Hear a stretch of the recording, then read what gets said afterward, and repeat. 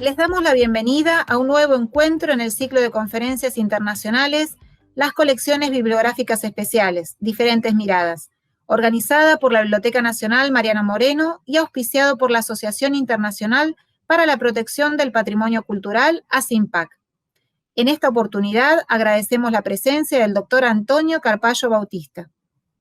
Antonio Carpallo Bautista es doctor por la Universidad Complutense de Madrid y profesor titular de la Facultad de Ciencias de la Documentación de la misma universidad, donde imparte asignaturas relacionadas con el análisis documental, la edición en los siglos XIX y XX, el libro antiguo y la encuadernación. Su línea de investigación se centra en el estudio de las encuadernaciones artísticas. Codirige el grupo de investigación Bibliopegia de la Universidad Complutense de Madrid y coordina actualmente varios proyectos de investigación encaminados al estudio, catalogación automatizada y digitalización de colecciones de encuadernaciones artísticas depositadas en diversas instituciones españolas y de Latinoamérica. Ha sido investigador principal en 5 proyectos de investigación desde el 2004. El último es el titulado La encuadernación española en las Reales Academias, encuadernadores, talleres y tipologías ligatorias, siglo XVIII al XX. Es el coordinador del catálogo colectivo de encuadernaciones artísticas y ha participado como comisario en diversas exposiciones de encuadernaciones, algunas de ellas en la Biblioteca Nacional de España, Ayuntamiento de Madrid, Catedral de Toledo, Universidad Complutense de Madrid, Biblioteca Nacional de México y Real Academia de Bellas Artes de San Fernando, entre otras. Es autor de más de una decena de monografías, además de capítulos de libros, así como comunicaciones en congresos, junto a más de 50 artículos de revista, algunos de ellos publicados en revistas internacionales y con indicadores de factor de impacto. La exposición de hoy se titula La encuadernación en épocas de los primeros impresos. La conferencia que van a ver ahora fue grabada con anterioridad para asegurar su correcta reproducción. Durante el desarrollo de la exposición y al final, el autor estará respondiendo consultas y comentarios por el chat. Hola, buenos días para algunos, buenas tardes para otros. Muchísimas gracias a la organización, a la Biblioteca Nacional de Argentina y sobre todo al director, a Juan Sasturain, y también a la Asociación Internacional para la Protección del Patrimonio Cultural. Es un placer poder colaborar con las dos entidades. Yo ya tengo la suerte de haber estado en la Biblioteca Nacional una vez de visita, cuando participamos en los cursos que organizaba la Universidad Complutense y la Universidad de Buenos Aires, la UBA, y tuvimos la oportunidad con Analia de poder hacer una visita, y es una muy buena biblioteca, de las que conozco de Latinoamérica. Bien, pues como decía, dar las gracias a los organizadores y en concreto a la Biblioteca Nacional por dejarme participar en este ciclo de conferencias, un ciclo muy acertado en el que se tocan muchos aspectos relacionados con el patrimonio bibliográfico, y a mí me han invitado para poder hablar sobre las encuadernaciones, en este caso sobre las encuadernaciones las primeras encuadernaciones en los impresos, en los primeros impresos que hubo en el siglo XV sobre todo, ¿no?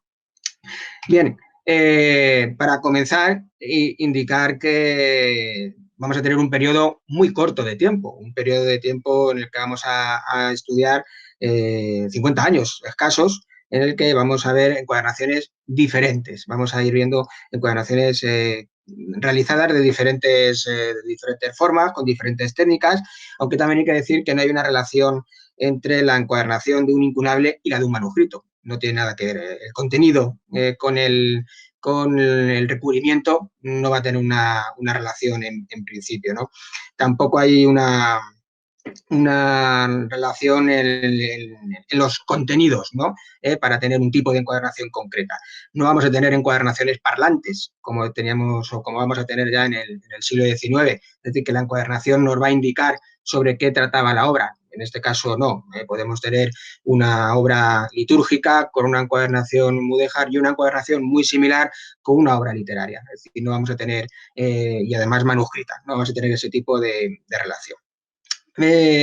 Vamos a ver también aspectos relacionados con las tapas, con las guardas, que en este caso no vamos a encontrarnos papeles marmoleados, ya que estos los vamos a empezar a ver sobre todo a partir del siglo XVII, y tampoco vamos a encontrarnos como material de recubrimiento original la pasta española o la pasta valenciana o pieles jaspeadas. Eso también lo vamos a ver ya sobre todo a partir del XVIII.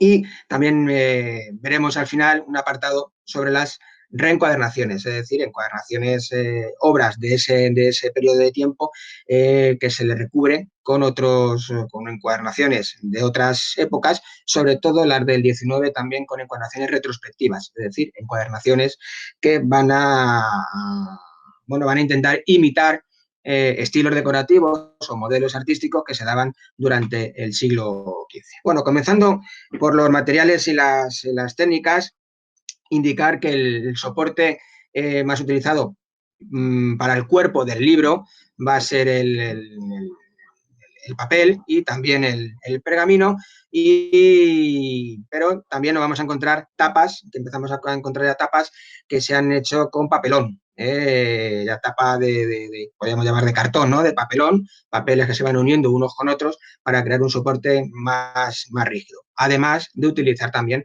la madera como soporte, la madera de encina, de haya, aunque también nos podemos encontrar aunque en menores casos, madera de olivo y de cedro. En cuanto a los materiales de recubrimiento, vamos a encontrarnos, como vemos ahí, la piel de becerro, de cabra, de cerdo, de pergamino, pieles sin curtir. Bueno, ahí vamos a encontrarnos las pieles envesadas, es decir, la parte interior de la piel, que se van a utilizar sobre todo en encuadernaciones góticas o encuadernaciones muy sencillas, prácticamente sin decoración.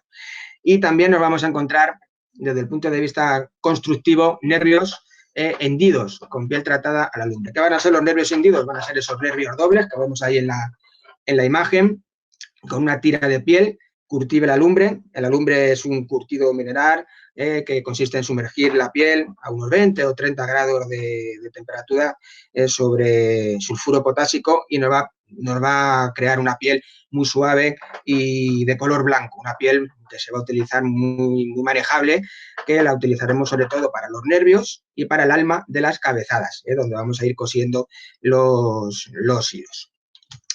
Bien, aquí vemos algunos ejemplos de cabezadas.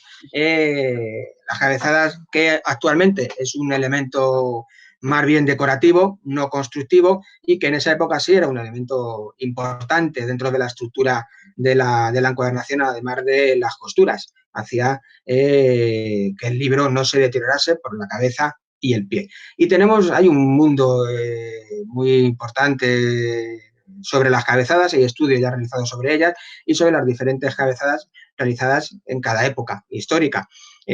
Aquí vemos algunas de ellas, una cabezada sobrebordada que la tenemos en la A, es decir, que bueno, va cosida directamente sobre los cuadernillos, o otra cabezada sencilla, que no está decorada, simplemente el hilo que tenemos para recubrir el alma de la cabezada, o algunas con doble nudo, como podemos observar aquí, un doble nudo, o una de espiga, también como tenemos en este ejemplo. Son cabezadas muy utilizadas, que las vamos a ver muy a menudo. La de cabezada de espiga sobre todo se utilizaba en Italia en el siglo XV y en el siglo XVI. Aquí vemos también otro apartado de la encuadernación, como pueden ser los refuerzos que vamos a tener en el lomo. Aquí podemos ver incluso la guarda de pergamino, que es una guarda reutilizada, que estaba adherida a la tapa de madera y que al despegarse podemos ver perfectamente cómo las tiras de piel curtidas a la lumbre, porque están divididas en dos, atraviesan la parte de la madera y y vemos cómo se utilizaban ese tipo de nervios, cómo eran las terminaciones. Ahora veremos también después algún otro ejemplo de que se utilizaban diversos tacos de madera o clavos para que se quedaran bien unidas a las tapas, ¿no? Aquí podemos ver otro ejemplo de las diferentes partes. Es importante sobre todo también tener en cuenta la terminología. Aunque todos o gran parte de los que estamos ahora mismo viendo esta conferencia hablamos el español, no es igual el español de Argentina, el español de México, el español de Colombia. Tenemos a veces para un mismo concepto diferentes términos. En eso se está trabajando actualmente en un proyecto de un proyecto de investigación de un grupo Ligatus, un grupo de una universidad inglesa en la que estamos participando diferentes países y diferentes personas relacionadas con la encuadernación en México, en Colombia, en Argentina, en España, para unificar esa terminología referente a la encuadernación. Además, el grupo inglés está haciendo lo suyo también desde el punto de vista de la lengua inglesa, es decir, que nosotros estamos haciendo desde la parte de la lengua española. Y es importante también conocer esa terminología y tenerla, bueno, pues y aceptar, ¿no?, lo que se vaya viendo en ese tesauro que se está creando. Bueno, pues aquí, como decíamos, vemos las diferentes partes también de la encuadernación, con los nervios, con los refuerzos que tenemos en el lomo. Bueno, y es importante también conocerlo. Bien, aquí podemos ver otra tapa con los nervios de color blanco, de piel blanca, curtida la lumbre, y aquí donde podemos observar esos pequeños tacos o clavos de madera que se añaden para que las tapas puedan durar bastante más, ¿no? Que los nervios no salgan de las tapas y se queden bien unidos y puedan perdurar pues 500, 600 años como ya llevan. Bueno, aquí vemos ese ejemplo también de esos nudos que hasta que no vemos la encuadernación o el libro deteriorado, no podemos observar ese tipo de detalles en muchas ocasiones, ¿no? Bien, también dentro de estas encuadernaciones nos podemos encontrar el uso de bollones, pullones, clavos de cabeza redonda y cierres. En este caso estamos viendo bullones muy labrados de metal, pueden ser de bronce, por ejemplo, podrían ser, y ahí los vemos totalmente labrados con flores de lis y que se unen a la esquina. Nos sirven de esquinera, de bollón, de clavo de cabeza redonda, y ahí vemos también algunos de los dibujos como esos clavos se pueden unir a las tapas.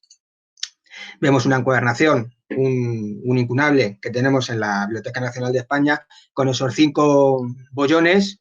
Normalmente vamos a tener 4, en este caso tenemos 5, con uno en el centro. Es una encuadernación que en la tapa posterior tenemos una decoración mudéjar, típica toledana, y en la tapa anterior, pues es una decoración que está sin acabar, ¿no? Tenemos ahí una cinta oblicua, pero está sin decorar, simplemente tenemos hecha la estructura decorativa y nada más. Bien, aquí vemos algunos de esos ejemplos de esos cierres muy utilizados durante las encuadernaciones mudéjares y góticas durante todo el siglo XV y primera parte del siglo XVI. Broches de metal, principalmente, que van unidos a unas tiras de piel también que se unen a las tapas por medio de unos clavos. Hay diferentes modalidades, desde una forma de concha o de punta de lanza, también aquí vemos algunas, o con una especie de flor de lis. Bueno, hay diferentes modalidades y muchas de ellas también están grabadas, están también decoradas y bueno, son muy bonitas también de observar, y es lo que normalmente se pierde. Vamos a encontrar muchas encuadernaciones que ya han perdido estos cierres, sobre todo al perderse la parte de piel. Las tiras de piel que unen esta parte metálica se ha ido deteriorando por el uso y se han ido perdiendo. Aquí podemos ver algunas más. Algunas son un poquito más grandes para libros de un mayor tamaño, que también tenemos que ir observando. Aquí vemos incluso algunas con pequeñas inscripciones góticas o también algunas flores, elementos decorativos creados sobre todo por un grabador, un orfebre, ¿no? En esas decoraciones. Aquí podemos ver algunas más con más detalle, con una imagen, ya no un dibujo, una imagen, y se pueden observar. Estas se habrán visto en más ocasiones este tipo de decoración. Bien, pero no todo son ese tipo de cierres. También tenemos otros cierres, como vemos aquí, con tiras de piel y tiras de piel también de curtidas a la lumbre, como podemos ir observando en esta encuadernación, con los botones y la vaga, ¿no? La tira de piel retorcida con la que luego se une el botón. Son de otros tipos de cierres, además de que este tipo de encuadernaciones denominadas de cartera, bueno, pues ayudan mucho a evitar el deterioro por medio de la solapa de tipo pentagonal. En estas también tenemos en esta encuadernación que vemos a la izquierda, vemos también estos labios que también nos hacen como si fuera una pequeña solapa y que nos ayudan también a conservar el corte delantero de la encuadernación. Esa la tenemos, por ejemplo, en el archivo de San Juan de los Reyes en Toledo. De esta encuadernación de cartera, observar también el nervio de piel que tenemos, que luego está decorado con tiras de piel curtidas con diferentes colores. En este caso son tiras de piel curtidas a la lumbre, pero las podemos tener de diferentes tonalidades y que van creando aspas. Aquí tenemos 2 hileras verticales de tres aspas. O también la decoración que podemos observar en las solapas, también con tiras de piel que se van uniendo unas con otras, y luego además podemos ir observando en el centro y en los espacios vacíos también que ha sido dibujado con tinta. Bueno, aparte de la decoración que podemos observar aquí, eso también tiene un motivo constructivo. Todas esas cintas de piel se unen por debajo y hacen también que la tapa y el refuerzo que pueda tener el interior de otra piel, también curtida la lumbre, que podamos tener doble piel, una tapa de doble piel, pues se puedan unir y nos sirva más para proteger la propia encuadernación. Bien, aquí vemos también algunas más con el botón y la vaga. Aquí tenemos el botón y la vaga para poder realizar todo ese cierre perfectamente. Igual, vemos aquí los nervios. Esto sería lo que se observaría desde el lomo, es decir, el nervio de piel y que va unido a cada uno de los hilos con los que están cosidos los cuadernillos que van saliendo por la parte exterior y rodean esa tira de piel. Bien, también hablábamos antes de pieles, diferentes recubrimientos, y uno de ellos eran las pieles envesadas. Bueno, pues ahí podemos observar dos ejemplos. Sobre todo se utilizaban en encuadernaciones, bueno, pues que podían ser de tipo más gótico, con una estructura decorativa realizada simplemente con una plegadera, ya que este tipo de pieles no hace falta casi prácticamente ni darle calor a los hierros para que se puedan estampar. El fileteado, esa estructura decorativa, se hace por medio de hilos, de filetes, y siempre se juega con esos hilos que se van entrecruzando formando diferentes triángulos. Aparte de utilizar una plegadera, podemos utilizar otro elemento decorativo, otro instrumento que se llama pata de cabra, que es una especie de florón, pero que tiene como una hilera o 2 hileras que al pasarla por encima de la piel se va quedando grabado el hilo o 2 hilos que vayamos a ir haciendo nosotros en la estructura decorativa. Como decíamos, en la piel envesada es el ante, la parte interior de la piel, y son normalmente encuadernaciones muy sencillas. Se aprovecha la piel cuando tenemos una piel y hacemos la división de la piel, se divide la piel, nos quedamos con la flor de la piel por un lado y la carnaza, el ante, la que vamos a utilizar para hacer ese tipo de recubrimientos. Como decía, son pieles muy, muy sencillas y que, bueno, creo que también están dentro de la historia de la encuadernación. Desde el punto de vista artístico, menos, pero también tienen su importancia porque también tienen algunos elementos ornamentales o por lo menos en la estructura decorativa. Bien, también podemos encontrarnos en esta época este tipo de encuadernaciones, las encuadernaciones encadenadas. Era el sistema antihurto de la época. Fue muy utilizado durante el siglo XV en libros de consulta en universidades o en bibliotecas religiosas. Fue muy utilizado en esa época. Nos hemos llegado a encontrar encuadernaciones en las que ha sido arrancada la anilla y nos hemos quedado en las tapas de madera, donde no se pueden incluir ese tipo de elementos en tapas de madera, nos hemos quedado con el trozo de madera desprendido y luego se ha vuelto a poner la cadena en la otra tapa y también se ha vuelto a desprender. Nos hemos también encontrado que no tienen anillo, solamente tienen la parte metálica, el trocito de metal en la tapa. Sí, nos hemos encontrado de todo en estas encuadernaciones, desde que le falte la parte de la madera, ha sido arrancada, o que solamente nos quede este trocito de metal.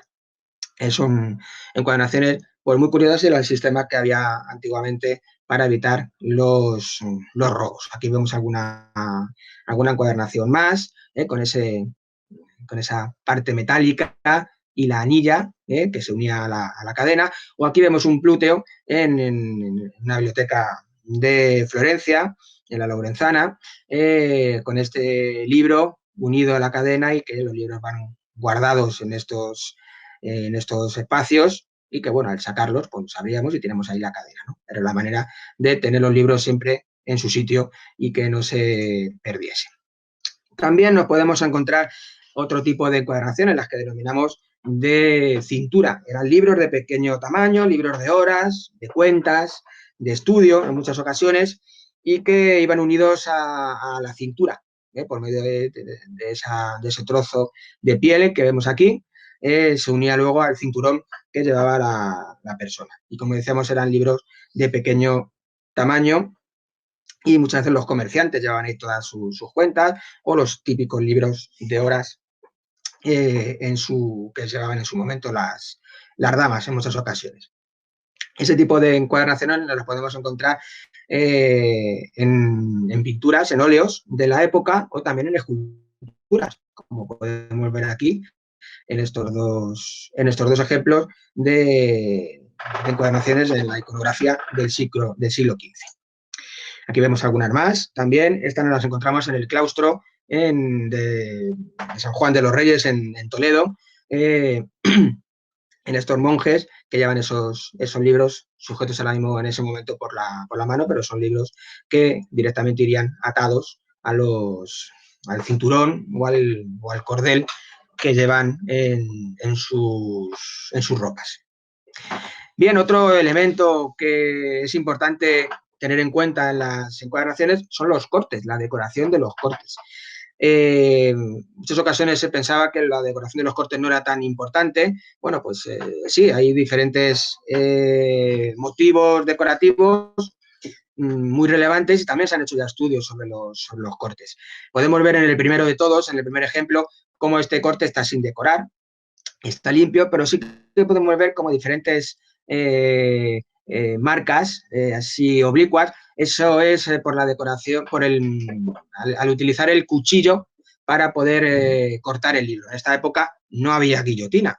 Y lo único que podíamos hacer para tener un corte limpio era utilizar una máquina manual que se denomina ingenio, que hace que el corte sea muy, muy bueno, muy limpio y que es el que luego con ese corte tan limpio podremos dorar los cortes, cincelarlos, decorarlos, pintarlos, pero cuando es un libro más asequible, no tan importante, pues directamente se cortaban con cuchillo los cortes.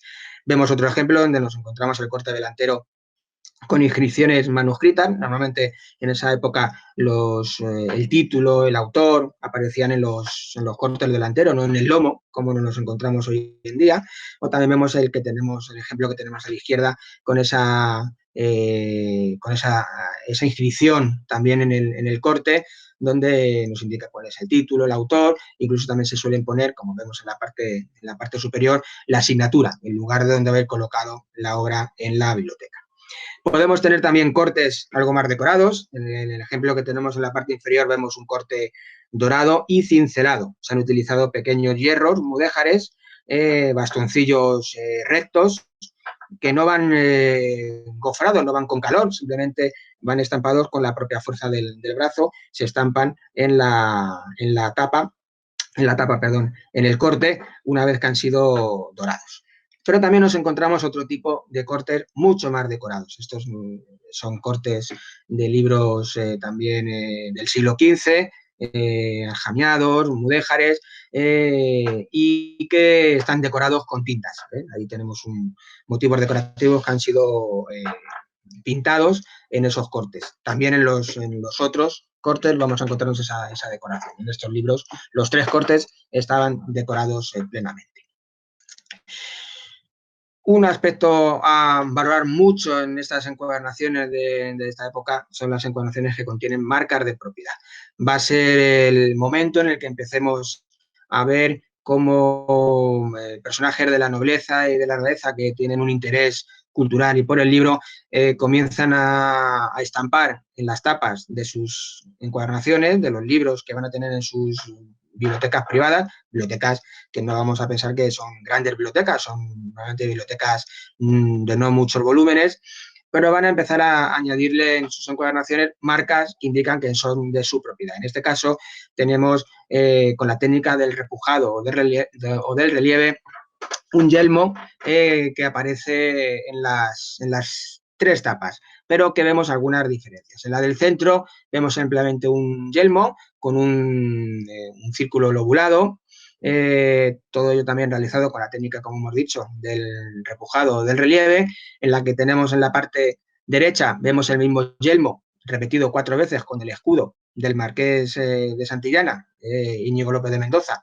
en el centro, pintado, o aquí en la que tenemos a la izquierda también el mismo yelmo repetido 4 veces en las esquinas con otro elemento decorativo diferente. Bueno, pues del Marqués de Santillana, que será uno de los primeros bibliófilos de la época, tenemos algunas encuadernaciones de este tipo, sobre todo las tenemos en la Biblioteca Nacional de España. Aquí vemos algunas marcas más de propiedad, el emblema de don Pedro González de Mendoza, una cruz también repujada en la parte central, o también la cruz de Calatrava. Todo ello, como pueden ver, no estamos absorbando nada de dorado en un principio, aunque más adelante encontraremos también elementos dorados en las encuadernaciones, sobre todo en encuadernaciones napolitanas y en encuadernaciones italianas. Una encuadernación más, donde vemos esa decoración de los, con 2 elementos heráldicos diferentes, uno en cada una de las tapas. En la tapa posterior podemos ver el escudo del abad de Poblet, de Miguel Delgado, y en la tapa anterior, pues un círculo lobulado con un escudo que reproduce las barras de la corona de Aragón. Todo ello rodeado de elementos decorativos mudéjares, con una estructura de bandas rectangulares concéntricas. Además es un libro de gran tamaño y que estuvo expuesto en la exposición que hicimos hace unos años, en el 2013, Arsenio Sánchez y yo, en la Biblioteca Nacional de España. Bien, vemos aquí también 2 encuadernaciones napolitanas, italianas, también de finales del siglo XV. En la primera vemos el escudo pintado de Alfonso V, el Magnánimo, y en la que tenemos en la derecha el escudo del Duque de Calabria, un poquito posterior. Son encuadernaciones mudéjares y que tienen unas características decorativas propias de las napolitanas. Ahí hay hierros como una roseta, que en este caso no las tenemos aquí, pero en otras encuadernaciones de esa época es un hierro muy característico de las encuadernaciones napolitanas, y en las cuales también empezamos a ver algo de dorado. En el principio no tenemos dorado, todo está hecho con la técnica del gofrado, pero sí que nos vamos a encontrar algunos elementos pequeños, dorados, ya en esa época. Vemos otra encuadernación muy bonita. Esto realmente no es una encuadernación, es una camisa que recubre las 7 partidas de Alfonso X el Sabio. Es una camisa de terciopelo en el que está muy decorado con esmaltes Se pueden ver ahí las iniciales de Isabel y Fernando, los reyes católicos. Esta encuadernación yo la he visto en el taller de restauración cuando han estado interviniendo en ella hace un par de años y estaba en muy mal estado. Ahora ya estará muy bien conservada porque doy fe de los buenos profesionales que tienen en el taller, en el Departamento de Restauración y Conservación en la Biblioteca Nacional de España. Aquí vemos otra más, que la tenemos en el monasterio del Escorial, otra encuadernación que tiene una camisa, también de terciopelo, que sirve de recubrimiento a la encuadernación y que en el centro lleva un esmalte de los Reyes Católicos. Esta es una encuadernación, un gótico mudéjar, y el esmalte es una preciosidad y se ha podido conservar perfectamente. No tanto la tela que recubría como camisa a la encuadernación.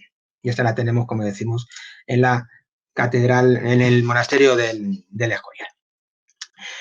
También, y lo habrán observado en muchas ocasiones, se encuentran en muchas ocasiones, son las medias encuadernaciones. Encuadernaciones donde se ha utilizado solamente parte o se ha recubierto solamente parte de las tapas y el lomo. Era una manera de ahorrar piel. En un momento en el que había problemas para encontrar pieles para el recubrimiento de las encuadernaciones, pues optó también por esta fórmula, ¿no? Utilizar medias encuadernaciones, solamente una parte de la piel para recubrir la encuadernación, dejando desnudo, al descubierto, las tapas de madera.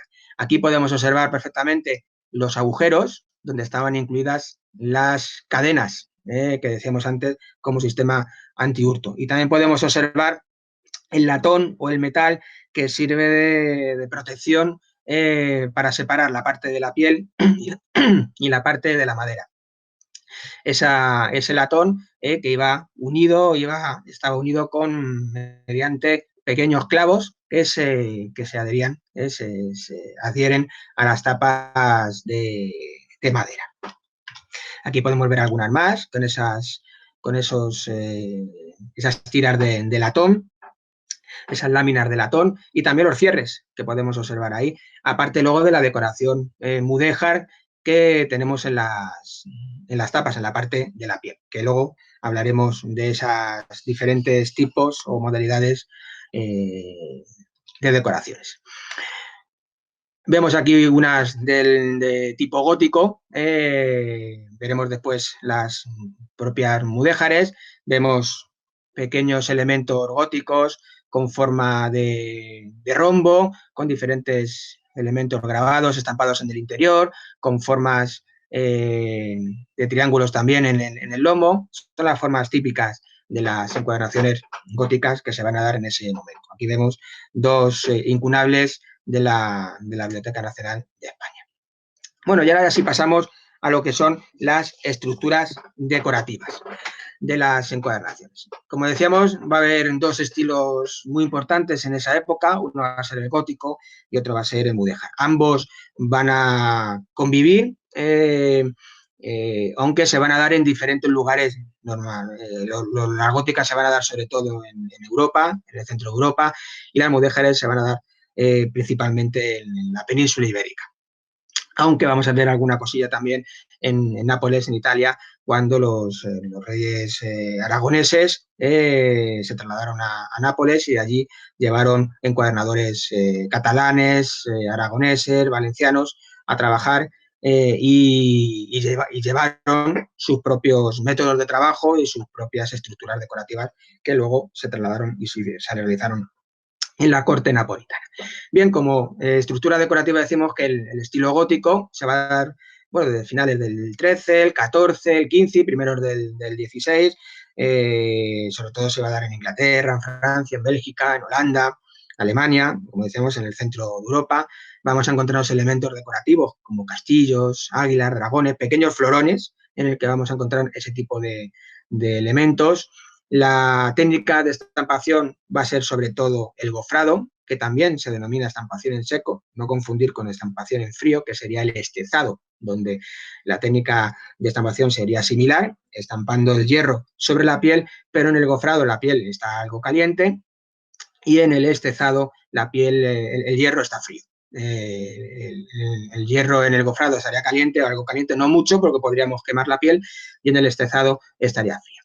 Las cubiertas, como hemos dicho antes, de madera de encina, de haya, aunque también las podemos encontrar de cedro o de olivo.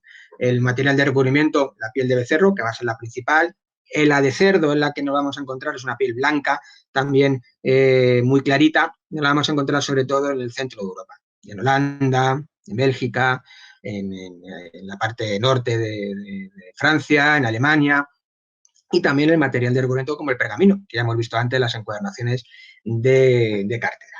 El uso de bollones, los broches, los cerramientos, que también hemos comentado antes, y como técnica de decoración también vimos antes incluso en las encuadernaciones envesadas, ese fileteado, esa estructura realizada por medio de hilos que se van entrecruzando. Bueno, una vez que tenemos esa estructura, es cuando luego le vamos a añadir ruedas y florones. También en las encuadernaciones de tipo gótico vamos a encontrar, sobre todo en el centro de Europa, planchas de grandes dimensiones que se van a estampar en las tapas y que en función del tamaño del libro, pues incluso esas planchas pueden decorar todo el espacio de las tapas. En algunas ocasiones esas planchas se repiten en la tapa, de 2 o 3 planchas diferentes, para poder decorar lo que sea un espacio mucho más grande en una tapa de un libro mayor. Pero van a ser planchas normalmente pequeñas, no de un gran tamaño. Aquí podemos ver unos esquemas góticos de hierros pequeños. Una característica principal de estos hierros, para que los podamos identificar, es que van a ser elementos decorativos, como podemos ver una flor de lis, un dragón, un ave bicéfala, bueno, cualquiera de esos elementos, un león, cualquier elemento que tengamos, pero normalmente va a estar dentro de una forma geométrica. En este caso vemos que esos elementos están dentro de un cuadrado, podemos tenerlos dentro de un círculo, de un triángulo, de un rectángulo. Eso va a ser lo normal, lo habitual, que nos encontremos ese tipo de elementos decorativos góticos dentro de una forma geométrica. Aquí podemos ver también algunos ejemplos de esas planchas. Aquí vemos una plancha, este es un libro medio, tamaño folio aproximadamente, en el que vemos que la misma plancha se repite en esta zona y la misma plancha también se repite aquí. Vamos a utilizar 4 planchas, 2 de ellas similares. O en esta encuadernación, donde aparte de utilizar hierros sueltos alrededor para crear este rectángulo exterior, utilizamos luego planchas en la zona central y pequeños tacos también en la parte del centro. Pero en la parte superior y en la parte inferior encontramos planchas de tipo gótico, con inscripciones incluso con letra gótica que tenemos en la parte exterior de esas planchas. Vemos aquí otra encuadernación con elementos también sueltos, hierros sueltos alrededor de la tapa, y una plancha en la parte central, una plancha con elementos florales y vegetales que luego, un poquito más adelante, vamos a ver como ejemplo, pero con un dibujo. Esa misma plancha, pero en dibujo, que se podrá ver mucho mejor. ¿Qué tipo de elementos nos vamos a encontrar en esos hierros góticos? De tipo religioso, mitológicos, de animales, arquitectónicos. Nos podemos encontrar castillos, flores de lis, van a ser los más comunes.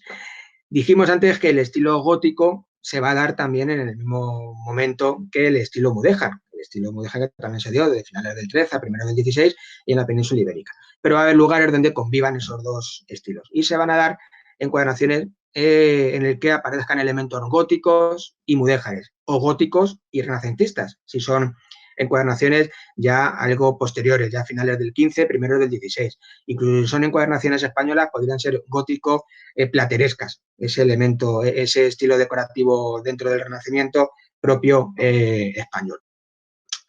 Es raro, pero también nos podemos encontrar en alguna ocasión alguna encuadernación ya de finales del 15, primero del 16, donde tengamos elementos decorativos incluso de los 3 estilos, algún elemento gótico, algún elemento mudéjar y también algunos renacentistas. El estilo gótico del que estábamos hablando también fue llamado a partir del siglo XIX, por los historiadores de la época como estilo monástico, porque se pensaban que este tipo de encuadernaciones solo se realizaban en las abadías, en los monasterios, en las catedrales, y no participaban en su construcción los talleres externos. Luego se ha demostrado que sí, que era importante el uso, el trabajo de los talleres no de la Iglesia, para poder realizar ese tipo de encuadernaciones.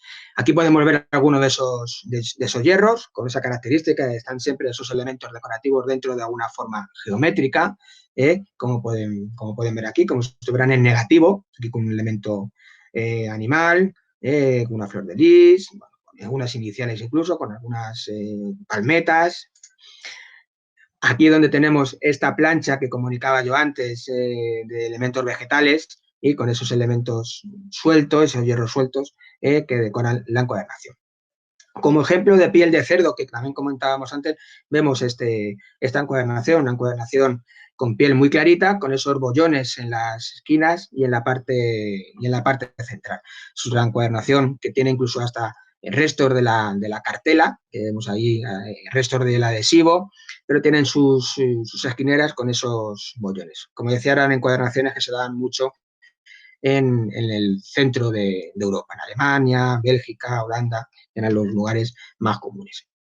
Vemos otra encuadernación con esa estructura gótica, con esos filetes. Es una encuadernación ya de finales del siglo XV, en el que hemos utilizado incluso una rueda para hacer esta estructura de rombos, una rueda de 3 hilos, uno más grueso y otros 2 más finos, y luego en los espacios vacíos se ha utilizado un florón con forma vegetal, con una florecilla, ¿no? Con sus pétalos.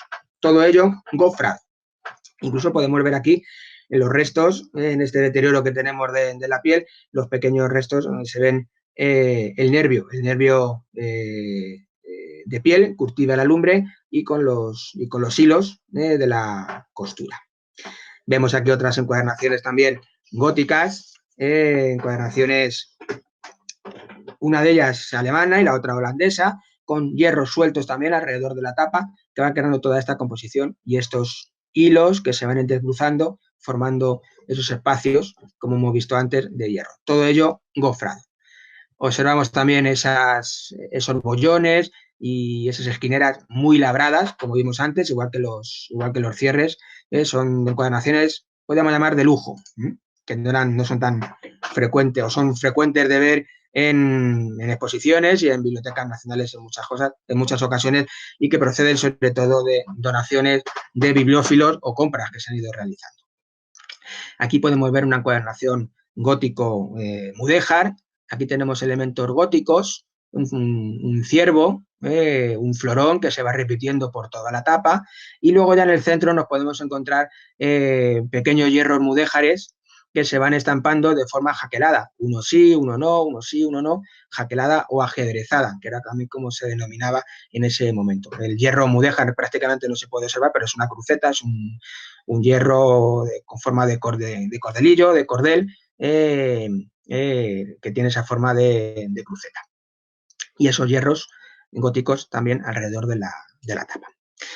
Aquí vemos algunos de esos ejemplos de encuadernaciones en gótico mudéjar de esos hierros mudéjares, hierros góticos, con aves enfrentadas. Aquí también con un animal, un pequeño animal, parece que es como un jabalí, y otros hierros también mudéjares, o este que vemos aquí, también un elemento que unido unos con otros nos va dando la sensación como si fuera creando como una especie de portales o de un claustro, ¿no? Aquí vemos un dragón, pequeño dragón, dentro de un triángulo, un elemento decorativo muy utilizado en las encuadernaciones de esta época, todo ello gofrado, como hemos dicho anteriormente. Y llegamos al grupo de las encuadernaciones de tipo mudéjar. Como decíamos, es un estilo que se dio en la península ibérica. Cuando hablo de la península ibérica es España y Portugal, en la misma época que el estilo gótico, durante finales del 13, el 14, el 15 y primeros del 16. Hubo un tipo de piel que se utilizó bastante, que es el cordobán, es una piel de cabra, de macho cabrío, muy oscura, en el que pues tiene el problema de que cuando tú utilizas los hierros para la estampación gofrada, se estampan, pero luego no se ven muy bien. Es un problema que tenemos muchas veces al hacer ese tipo de estudios, o cuando queremos exponer una encuadernación con una piel cordobán, porque no se ven bien los hierros. Empezamos a utilizar ya mucho también el cartón en lugar de la madera como soporte para las tapas. Seguimos utilizando la estructura de cartera en algunas encuadernaciones, un gran número de encuadernaciones, aunque en otras las solapas fueron arrancadas. Por ejemplo, en la Catedral de Toledo nos hemos encontrado muchas encuadernaciones mudéjares donde la solapa fue cortada directamente y solo tenemos la decoración en las dos tapas. Comenzamos a ver ya el uso del dorado, del pan de oro, para la decoración de las tapas, aunque se van a utilizar otras también, como el estezado, el gofrado, el pintado, el repujado, como vimos antes en la decoración, en las encuadernaciones del Marqués de Santillana, con ese yelmo en relieve, ¿no? A este estilo, igual que en las góticas se les llamaba monásticas, a ese estilo también se le empezó a denominar hispanoárabe o hispano-morisco. Bueno, lo de mudéjar también tiene la problemática de si se le llama mudéjar o no. Bueno, podemos ir de un estilo que imita lo islámico, ¿no? Podría ser una combinación de este tipo, la podríamos llamar así. Los estudios que se han realizado son varios, es un estilo decorativo ya estudiado desde hace tiempo. Uno de los estudios ya completos que podemos encontrarnos es el que hizo Matilde López Serrano en el año 72, donde ya hacía una clasificación de estas encuadernaciones, llamándolas de lacerías, motivos centrales, bandas, heráldicas, aunque las heráldicas no las podemos encontrar en las mudéjares, en las góticas, en cualquier otra encuadernación, la gótico mudéjar y la renacentista mudéjar, aunque esas ya son estilos decorativos híbridos en que nos encontramos, no es un tipo dentro del mudéjar. Tendremos que esperar hasta el año 1993, para que Isabel Ruiz de Elvira, en la Biblioteca Nacional, hiciera una exposición en el año 92. En el año 93 también tuviera una comunicación en un congreso internacional de bibliofilia, en el que hablaba de una clasificación de encuadernaciones y mudéjares. Y ella ya hablaba de encuadernaciones de rectángulo partido, de círculo o estrella central, de lacerías y rectángulo central o bandas. Es decir, aquí ya eliminaba las heráldicas, las gótico mudéjares y las gótico y las renacentistas mudéjares.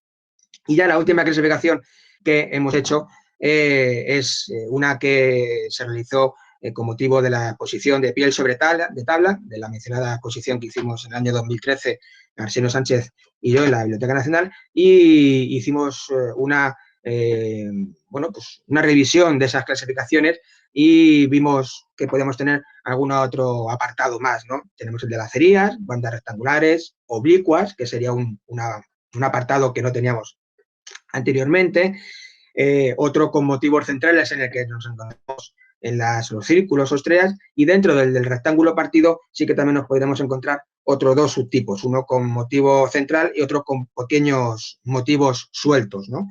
Aquí donde observamos este hierro que vemos aquí es el que hablábamos antes de la pata de cabra. Este elemento con forma curva, que puede ser de un hilo o de dos hilos, y que prácticamente sin calentar lo arrastramos sobre la piel, incluso en la piel envesada, como decíamos antes, y se queda ya prácticamente estampado, grabado esos hilos, lo que nos va a favorecer la realización de las encuadernaciones, por lo menos de crear esas estructuras decorativas. Bien, dentro del primer apartado de las lacerías tenemos un modelo que son las de tipo toledano, en las que vamos a encontrar un rosetón central. Muchas de ellas se ha utilizado también la técnica del repujado. Estos dobles hilos o cintas suelen sobresalir un poquito, y luego el resto de los hierros son todos hierros sueltos, no son planchas, son hierros sueltos, no hay ruedas. Se han ido estampando uno a uno, con lo cual se ha creado esa imitación al repujado o relieve. Bueno, pues tenemos toda esta decoración con estas cintas que se van a ir entrecruzando, que sería la técnica de la lacería, y las de tipo toledano tendrían este rosetón central. Esta encuadernación que vemos aquí a la izquierda es el misal toledano. Se dice que es la encuadernación pues la mejor, la más lujosa, la mejor realizada, y en parte pues tiene bastante razón. Lo que estamos viendo nosotros, las tapas, la tapa anterior y la tapa posterior, están sin tocar, no ha sido necesario nada de restauración en ellas. Están en perfecto estado después de más de 500 años, aunque sí el lomo ha tenido que ser retocado, ha tenido que ser restaurado. La otra que tenemos es una encuadernación también con este rosetón en el centro, es una encuadernación también de la Catedral de Toledo. Podemos observar aquí otras de tipo salmantino, también de lacerías, esas cintas que se van a ir entrecruzando, van formando formas geométricas, rombos, cuadrados, dentro de los cuales se van a ir estampando pequeños hierros, todos ellos mudéjares. Tenemos otro tipo, el tercer subtipo dentro de las de lacerías, que si no las que denominamos tipo catalán y aragonés, en las que lo que va a predominar, aparte de la decoración exterior, con hierros mudéjares, creando esos recuadros o esos encuadramientos rectangulares concéntricos alrededor de la tapa, vamos a acabar con un círculo lobulado en la parte interior creado con esos dos hilos. No vamos a tener aquí cintas que se van entrecruzando, sino que estas cintas van a crear este círculo lobulado, y luego en el interior vamos a tener algún elemento, en muchas ocasiones heráldico. En este caso tenemos aquí posiblemente de la ciudad de Barcelona, y tenemos el yelmo del Marqués de Santillana, como vimos anteriormente cuando hablábamos de la parte de la heráldica. Son encuadernaciones también de mucho valor. Pasaríamos a otro grupo, que sería el de las encuadernaciones con bandas rectangulares, en el que lo que va a predominar sobre todo son estas bandas alrededor de la tapa, que se van a ir creando con una o con dos hileras de hierros sueltos. Hay que pensar que las ruedas no las vamos a empezar a observar en las encuadernaciones de esta época hasta aproximadamente 1470. Es cuando empezamos a encontrarnos ruedas con elementos decorativos. Todo lo anterior, y también mucho de lo posterior, va a estar realizado con hierros sueltos, mudéjares o góticos, para que podamos entender todo ese trabajo, ese gran trabajo que hacían los artesanos de esa época. Claro, hay que pensar que antes de hacer todo esto hay un trabajo de diseño anterior, no es que lleguen y se pongan a poner el hierro alrededor de la tapa y les salga luego esta decoración. Hay un trabajo de diseño, de maquetas, de bocetos, para que luego todo pueda quedar más o menos como lo encontramos nosotros en la actualidad. Aquí podemos ver esas dos hileras que decíamos, y luego estos hierros de un círculo aspado dispuesto de manera jaquelada. Uno sí, uno no, uno sí, uno no, en el centro de la tapa, con esta cartela en la tapa anterior, aunque luego tengamos este tejuelo que es mucho posterior totalmente, no es de la época. Aquí tenemos otra encuadernación también del siglo XV, esta la tenemos en la Catedral de Segovia, donde tenemos un gran grupo también de encuadernaciones mudéjares, entre ellas el sinodal de Águila Fuente, una de las encuadernaciones también importantes, sobre todo el libro, la obra que fue el primer impreso que tuvimos en España en 1472, impreso en Segovia por Juan París, y que posiblemente la encuadernación también fuera hasta de su mano. Bueno, otro de los grupos que no teníamos en las clasificaciones anteriores es entre las bandas oblicuas. Estas bandas oblicuas que nos van a crear un aspa en la parte central o simplemente una banda, como veremos ahora los siguientes ejemplos, y todos decorados con pequeños hierros mudéjares. Como decía, no tenemos ruedas en esta época todavía. Son encuadernaciones de gran tamaño las que podemos observar aquí. Aquí vemos esa banda oblicua, y aquí también esa banda oblicua, por encima de estas ornamentaciones de rectángulos y totalmente cuajado de pequeños hierros mudéjares. Son encuadernaciones bastante complicadas de realizar. También veíamos antes que tenemos otra clasificación con motivos centrales. Bueno, por motivos centrales aquí vemos una estrella en el centro o un círculo y en el centro otra estrella con hierros mudéjares alrededor. Bueno, estos hierros que decía, si recuerdan antes les comentaba la roseta, que era un hierro típico de las encuadernaciones napolitanas que se vieron en la segunda mitad del siglo XV en Nápoles, en Italia. Bueno, pues este hierro es una roseta, es una forma de rosa, un hierro suelto que se va uniendo uno con otro para crear este encuadramiento exterior. Bueno, pues esta es una de esas encuadernaciones que decimos napolitanas, y que, bueno, esta la tenemos en la Catedral de Toledo. Vemos otras encuadernaciones con motivo central. Esta es la misma encuadernación. Lo único que tenemos es que la tapa posterior y la tapa anterior, con la decoración alrededor de la tapa muy parecida, similar. Lo único que cambia es el círculo del centro. En este caso tenemos dentro de un círculo una estrella, y en este lo que tenemos dentro del círculo son hierros sueltos totalmente cuajados. Todo el espacio lo tenemos cuajado, con esos bollones, pequeños bollones, 5 en este caso, de cabeza redonda, en las esquinas y en el centro, aparte de estos broches que comentábamos antes. Aquí vemos algunas más con esquinas totalmente decoradas, esquineras totalmente decoradas de metal, en la parte central también, y los bollones, que ya no son clavos de cabeza redonda, sino son otro tipo de clavos diferentes que nos van a también servir de protección a esas encuadernaciones. Vemos aquí otra con el círculo central y con esos hierros totalmente cuajando el espacio del centro, como aquí, igual pequeños hierros con una composición mucho más elaborada, con cintas que se van entrecruzando y luego todo lo demás rellenándolo con pequeños hierrecillos mudéjares. Un trabajo bastante complicado de realizar, como decíamos. Y aquí vemos esa obra, el Sinodal de Águila Fuente, como decíamos, la primera obra impresa en España en 1472, y que en este caso lo que destacamos es la encuadernación.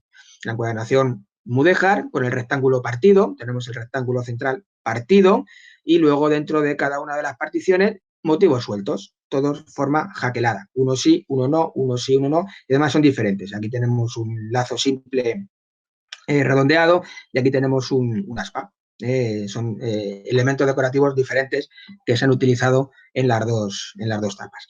La encuadernación como tal, la decoración no es una de las mejores, es una encuadernación bastante sencilla, no muy bien cuidada a la hora de la elaboración, de la construcción, pero tiene su valor por ser la obra que es el Sinodal de Águila Fuente.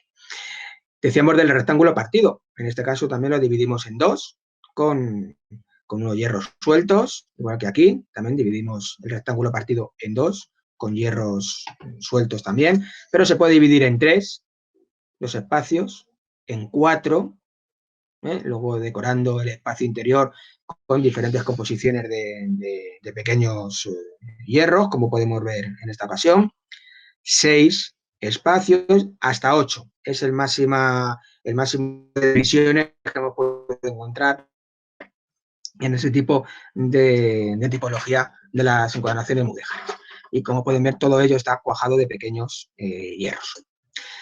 También decíamos del rectángulo partido, pero en vez de tener hierros sueltos, tenemos algún motivo, como puede ser una estrella, un rombo, un cuadrado, dentro del cual nos encontremos otra vez hierros sueltos, pero ya dentro de una forma geométrica específica.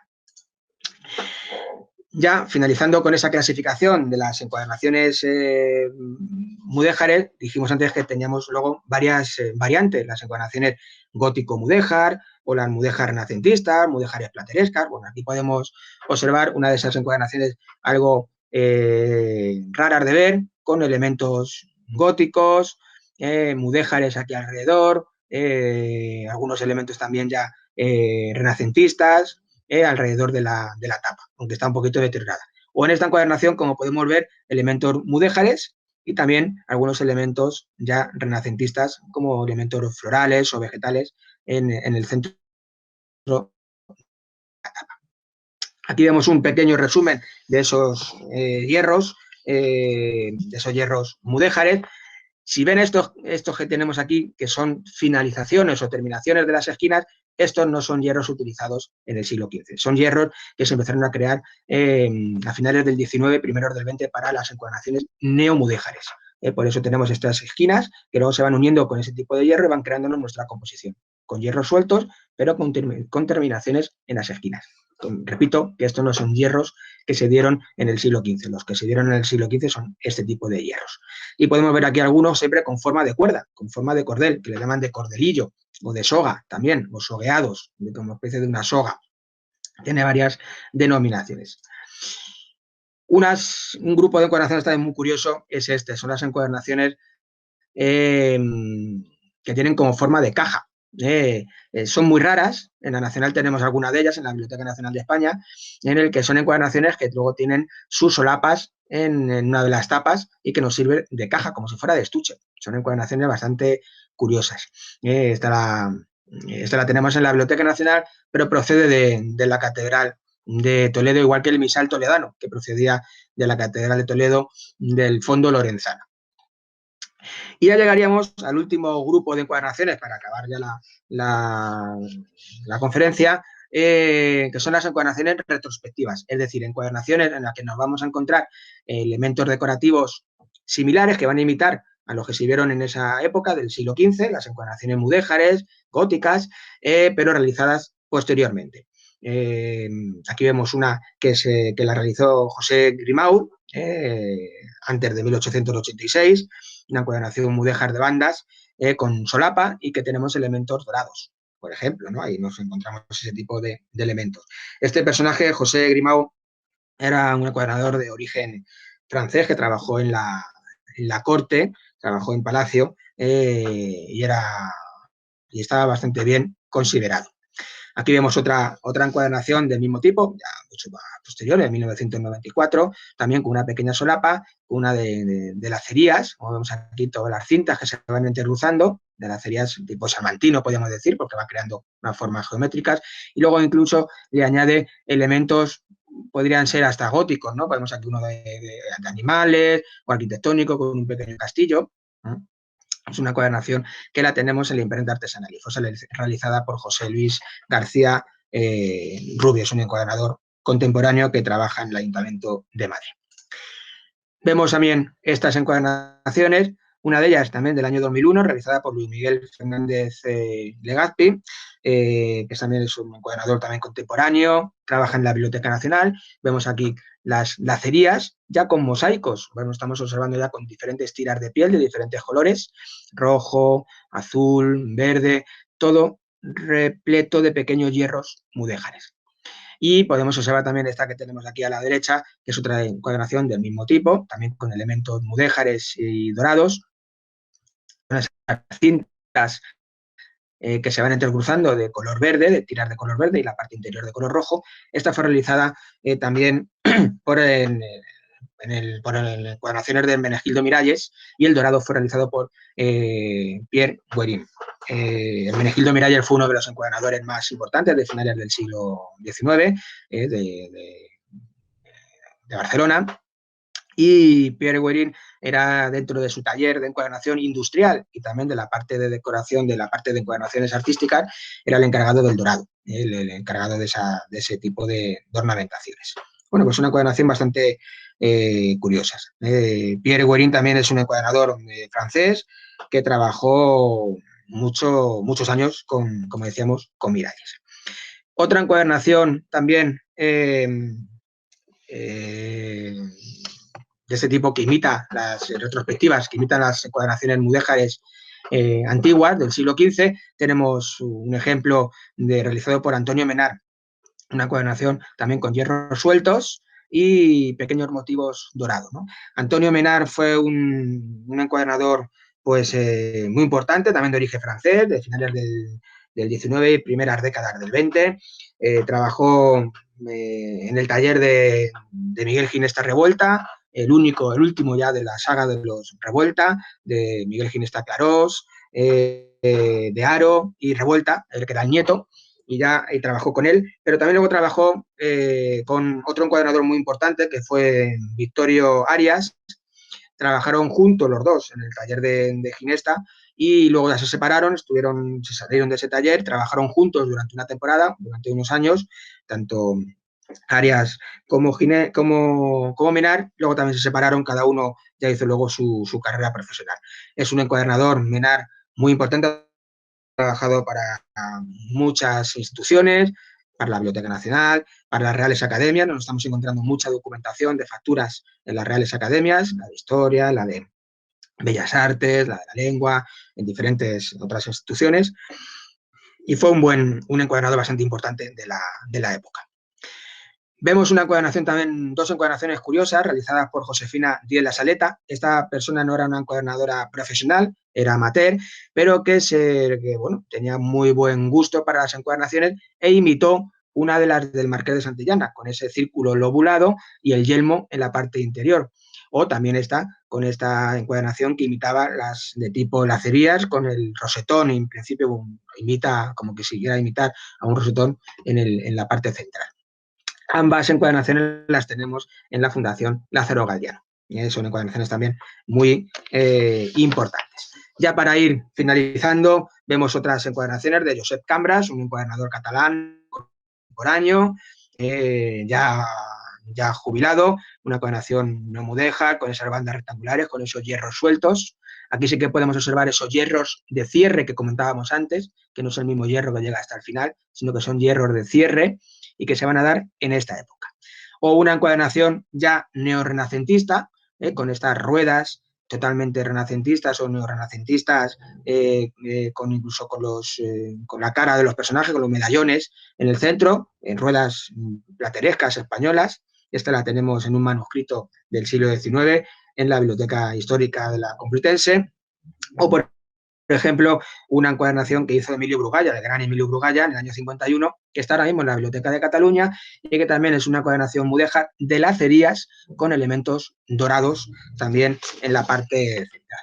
Ya estos dos últimos ejemplos son de una encuadernación también renacentista, de las de tipo Grolier, en la que vemos una cinta de piel, una tira de piel, un mosaico, en el que luego está dibujado. Podemos observar toda esta decoración que imita las encuadernaciones de tipo Grolier. Es un estilo decorativo que se dio a primeros del siglo XVI del bibliófilo Jean Grolier, que tiene encuadernaciones similares a esta que conocemos o que vemos aquí. Y ya por último, esta encuadernación que nos imita una encuadernación de finales del XVI, de las de tipos populares, en la que vemos una encuadernación que imita los elementos decorativos renacentistas o platerescos, y ya con algunos elementos más barrocos, con ese dorado y con estos pequeños semicírculos unidos unos con otros, que van creando como una especie de tejado o de montaña. Eso es una de las características de esas encuadernaciones que denominamos de tipos populares y que también fue realizada por Josefina Díez La Saleta. Y nada más, me ha alegrado mucho de que haya podido estar con ustedes y espero que nos podamos ver en otra ocasión y muchas gracias por su atención. Ahora compartimos algunas de las preguntas incluidas en el formulario de inscripción. Una de ellas ¿es necesario mantener las técnicas y materiales tradicionales usadas en la restauración para conservar lo más posible la originalidad o debemos utilizar otros materiales o técnicas para darle una conservación más adecuada?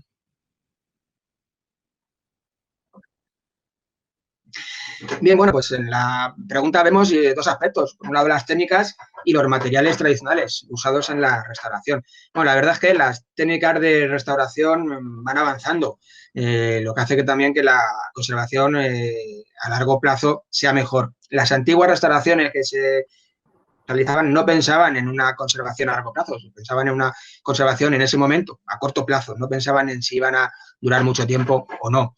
Los materiales también van avanzando y mejorando la conservación de los documentos restaurados. No tiene nada que ver los elementos utilizados en la restauración hace 50 años, que ahora mismo podrían ser incluso elementos o materiales que podrían deteriorar la propia obra, a los materiales y técnicas que se utilizan en la actualidad. Es decir, que todo ello va avanzando y las técnicas tradicionales, pues bueno, todo ello va avanzando y van mejorándose, lo que hace también que se mejore la conservación de las obras, de las encuadernaciones y del contenido de los libros, los soportes. Tenemos una pregunta más. ¿Existe un sistema legal que garantice la preservación de los libros como parte del patrimonio común de la humanidad?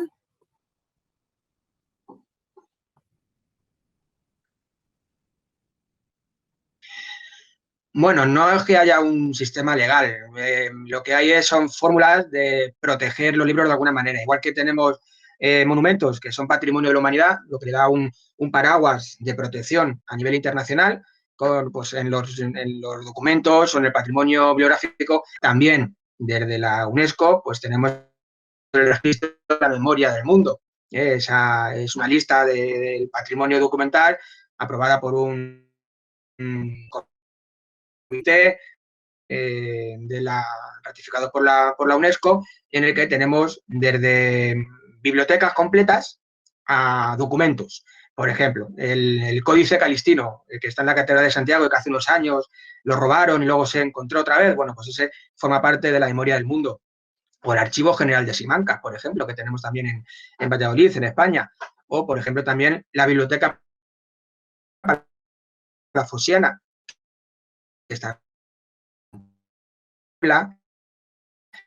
o el Códice Sierra de la Benemérita, también tenemos el patrimonio documental del Virreinato del Río de la Plata, que se conserva en el Archivo General de la Nación de Argentina, o el Centro de Documentación de Villa Ocampo. Son ejemplos de bibliotecas o obras que están bajo ese paraguas de la memoria del mundo, es decir, que tienen tienen algún tipo de restricción o de ayuda de parte de la UNESCO para su mejor conservación.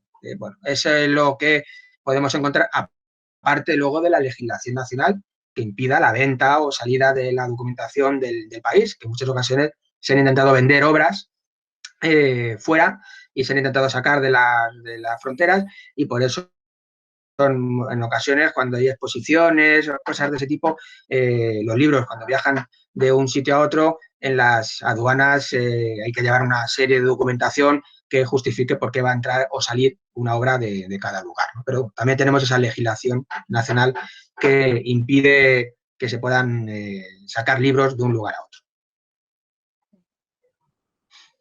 Vamos con otra. ¿Cuál es el método inmediato de conservación si uno ve un libro antiguo en descuido? Bueno, pues depende de muchas cosas. Depende del deterioro, de la causa del deterioro. Hay que ver si el deterioro es por humedad, por insectos, por fuego, por mal uso. Yo lo que haría sería, si estoy en una biblioteca, encuentro un libro en ese estado, lo primero contactar con el servicio de restauración o conservación de la institución o de un centro relevante del país, si es una obra que merece la pena ser conservada. Porque no hay un método fijo, depende de la obra, depende de los materiales, del soporte y depende del deterioro también que tenga. Hay veces que no se puede hacer mucho y hay que el libro como está y guardarlo en una caja y dejarlo así hasta ver si con el tiempo se pueden aparecen nuevas técnicas de conservación de esa obra y se pueden restaurar. Pero muchas veces lo único que se puede hacer es casi meterlo en un estuche, en una caja de conservación. Y la última pregunta, muchas gracias, Antonio. ¿Cómo preservar el patrimonio documental y su encuadernación? Bueno, pues esta enlace un poco con la anterior. Aparte del uso, muchas veces tenemos el problema en una biblioteca, si nos dejan o no nos dejan los libros, se pueden utilizar o no se pueden utilizar. Bueno, pues, ¿y a quién? Bueno, para eso tenemos, cuando vamos a las bibliotecas nacionales o bibliotecas históricas, no todo el mundo puede entrar, tienes que tener un motivo para usar o utilizar un libro, y también hay que utilizarlo de una manera. Hay libros, por ejemplo, que están muy deteriorados, que se prohíbe el uso de esos documentos, ¿no?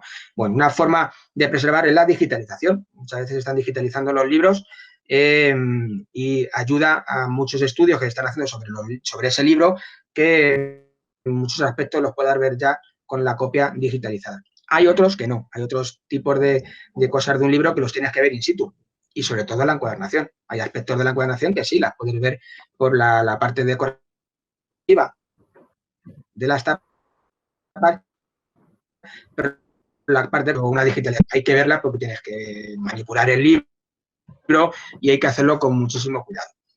Una manera de preservarlo, pues eso, es limitando el uso solamente para cosas muy concretas, y sobre todo poder conservarlos dentro de estuches y cajas de conservación libres de ácido, que no tengan luz, unas condiciones necesarias de unas buenas condiciones de humedad y temperatura, sería lo más adecuado que podríamos tener.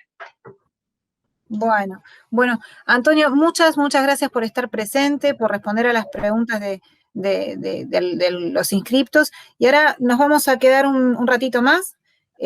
Agradecemos la valiosa y siempre querida presencia de Antonio Carpallo, agradecemos la precisión y detalle de su exposición. El profesor estará presente en el chat respondiendo consultas, algunas vinculadas a las que fueron enviadas en el formulario. Siguiendo el ciclo de conferencias, los esperamos el 18 de septiembre a las 15 horas, horario de Argentina, para la próxima conferencia dada por los distinguidos Roger Chartier y Emilio Burucúa. Muchas gracias.